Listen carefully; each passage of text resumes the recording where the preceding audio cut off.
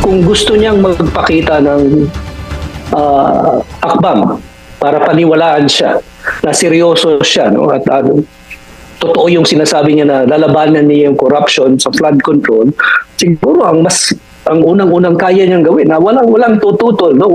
Walang magsasabing wag mong gawin yan o hindi yan patas o gusto mo lang tumira sa kalaban mo, i-surrender niya yung pera kinita nila, na ninakaw nila mula sa flood control projects nung panahon ng diktadura ni Marcos. Inaamin namin na pati kami, yung pamilya namin Marcos, ay nakinabang sa corruption sa flood control, isoli niya. O bayaran man lang niya yung estate tax na ilang bilyones din. No? So there are many steps that Marcos Jr. can take to demonstrate some credibility, to show that he is acting in good faith and not just to go after his family's political opponents while saving himself and his family.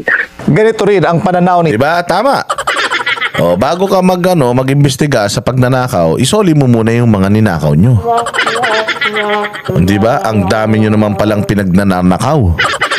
O, tapos ngayon gusto mo yung mga magnanakaw lang ngayon yung papanagutin mo. Hindi. Kayo yung original na magnanakaw eh. Kayo yung legit. Kayo yung mga hari ng pagnanakaw sa buong history ng mundo.